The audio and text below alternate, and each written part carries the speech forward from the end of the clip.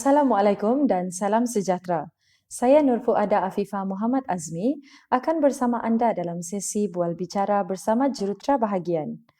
Kali ini kita ke salah satu bandar besar di negeri Sabah. Terletak di bahagian pantai timur Sabah, Bandar Tawau merupakan bandar ketiga terbesar selepas Kota Kinabalu dan Sandakan. Bandar ini dihubungkan dengan Kota Kinabalu melalui jalan udara dan jalan darat. JKR bahagian pantai timur merangkumi beberapa JKR daerah di bawahnya, iaitu JKR Sempurna, JKR Lahadatu dan JKR Kunak. Antara perkembangan kemajuan di Bandar Tawau, termasuklah pelaksanaan projek Pen Borneo WP15 yang akan dimulakan pada tahun ini. JKR bahagian pantai timur ini diketuai oleh Tuan Muhammad Hardi bin Laidin, anak kelahiran Sipitang yang telah bertugas di JKR Sabah selama 16 tahun. Beliau telah ditugaskan di beberapa buah daerah, antaranya adalah Tawau, Beaufort dan Sipitang. Assalamualaikum dan terima kasih kerana meluangkan masa, Tuan. Waalaikumsalam, Puan Fuada, dan terima kasih kerana menjemput saya pada hari ini untuk tujuan wawancara. Pertama sekali mungkin Tuan boleh ceritakan sedikit tentang latar belakang keluasan, saiz penduduk dan sistem pembangunan jalan raya di bawah pengawasan Tuan setakat ini. Untuk makluman semua, Tawau adalah sebuah daerah yang terletak di pantai timur negeri Sabah, yang mana jarak Bandar Tawau ke Bandar Kota Kinabalu adalah lebih kurang 448 km melalui Jalan Kelabakan Keningau atau 555 km melalui Jalan Kunak Ranau. Keluasan tanah di daerah Tawau adalah lebih kurang 6.125 km persegi atau 612.506 hektar. Manakala menurut bancian daripada Jabatan Perangkan Malaysia, penduduk di daerah Tawau ini adalah seramai 506.700 orang, iaitu lebih kurang 26% daripada jumlah penduduk di negeri Sabah ini. Kita ada di bawah pemantauan JKR Jabatan Kerja Raya Tawau. Kita ada dua daerah di bawah penyelidikan kita lah. Yang pertama daerah Kelabakan dan yang kedua adalah daerah Tawau itu sendiri. Kita ada dua ahli parlimen dan juga 7 ahli Dewan Undangan Negeri lah di bawah Jabatan Kerja Raya daerah Tawau. Bagi aset jalan raya yang terdapat di bawah kendalian Jabatan Kerja Raya Tawau, kita sebenarnya menjaga sepanjang 2.050 km jalan raya di seluruh daerah Tawau dan juga daerah Kelabakan, yang mana jalan raya di bawah daftar Jabatan Kerja Raya itu sendiri kita ada 770 km, di mana 83% adalah jalan aspal dan 17% adalah jalan gravel ataupun jalan berbatu. Manakala selebihnya yaitu jalan di bawah Majelis Daerah dan juga Majelis Perbandaran, kita ada jalan sejauh 1.262 km, yang mana 37% adalah jalan berturap ataupun aspal dan 63% adalah jalan batu kerikil ataupun batu lah. Terima kasih. Sebelum ini, jabatan sering mendapat pelbagai kekangan untuk membangun, memaju dan menaik taraf sistem jalan raya di jalan utama dan juga di luar bandar. Namun kadangkala rancangan peringkat pelaksanaan gagal, seperti projek sudah bermula tetapi projek tidak juga selesai, malah boleh menambah kos dan terbantut di tengah jalan. Apakah ramuan atau plan strategik Tuan agar perkara ini tidak berulang atau menemui kegagalan? Pandangan saya untuk projek-projek yang ada di negeri Sabah ini ataupun ada di daerah Tawau ini, saya melihat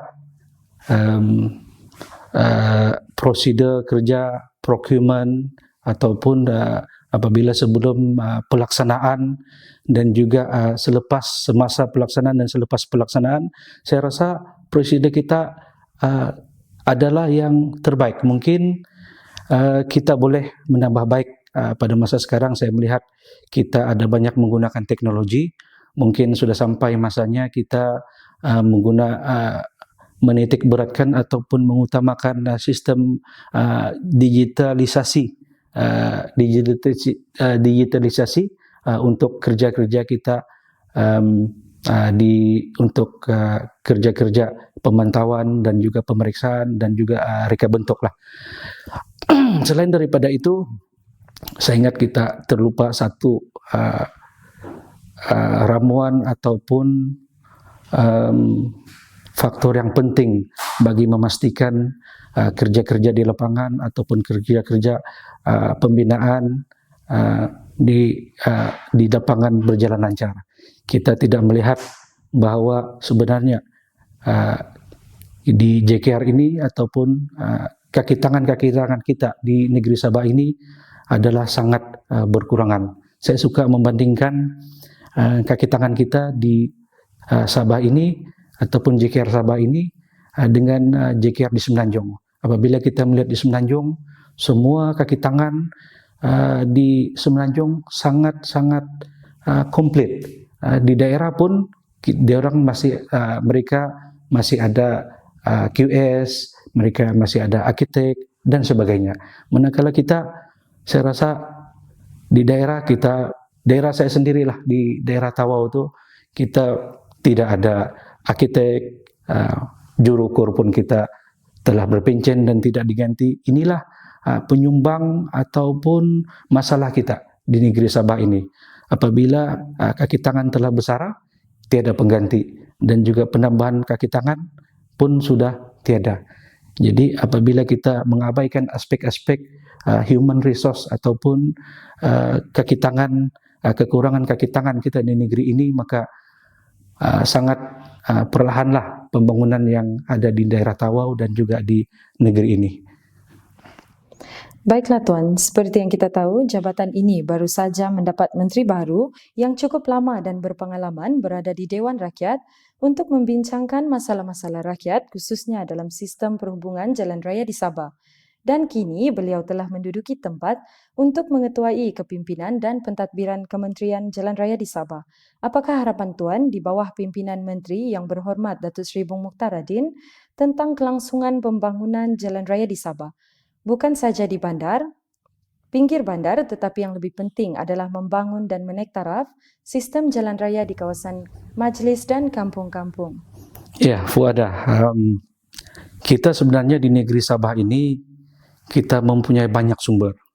Kita ada petroleum, kita ada kelapa sawit, dan kita ada banyak lagi sumber-sumber di negeri ini. Dalam realiti kita pada hari ini, kita lihat jalan-jalan raya, kita masih lagi jika dibandingkan dengan negeri-negeri di Semenanjung sebagai contoh, kita masih jauh ketinggalan. Kita amat memerlukan dana daripada kerajaan persekutuan.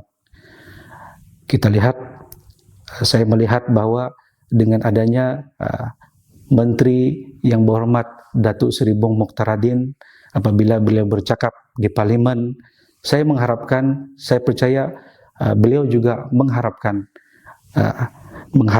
dan juga aspirasi beliau untuk melihat negeri ini maju adalah harapan saya, harapan masyarakat di daerah Tawau, dan juga harapan di rakyat di negeri kita ini. Akhir sekali mungkin Tuan boleh membuat sedikit rumusan berdasarkan perbincangan tadi. Ya, apa yang saya boleh rumuskan di negeri Sabah ini, khususnya di daerah Tawau, kita masih lagi memerlukan pembangunan. Oleh itu adalah sangat penting peruntukan-peruntukan yang kita terima pada persekutuan digunakan dengan sebaik-baiknya. Peruntukan-peruntukan yang belum ada kita terima, kita harus memohonlah peruntukan tersebut. Memandangkan apabila kita mendengar perbelanjaan daripada negeri kita Sabah ini cuma 4 bilion saja. Memang amat sukar untuk kita membangunkan negeri ini dan juga daerah Tawau ini. Saya mengharapkan apabila perkara-perkara ini dibangkitkan, titik utamakan, yaitu yang pertama, seperti saya katakan tadi, pembangunan di negeri Sabah dan juga khususnya di daerah Tawau, dan juga kita punya human resource ataupun kaki tangan kita yang tidak mencukupi di Sabah. Sekiranya kedua-dua keutamaan ini kita berikan fokus, maka saya rasa tiada masalah, ataupun mungkin kita negeri Sabah ini ataupun daerah Tawau akan membangun lebih pesat seiring dengan kita punya rakan-rakan negeri-negeri di Semenanjung Malaysia. Baik, sekali lagi terima kasih Tuan kerana sudi meluangkan masa bersama kami. Kita telah bersama Jurutera Bahagian Tawau, Tuan Hardy, membincangkan perancangan pelaksanaan pembangunan dan strategi agar projek-projek yang dilaksanakan dapat berjalan dengan lancar, khususnya di daerah Tawau, dan semoga apa yang disampaikan itu tadi dapat meningkatkan pemahaman rakyat tentang peranan JKR Sabah. Sekian daripada saya, Nur Fuada Afifah Muhammad Azmi. Assalamualaikum dan salam hormat.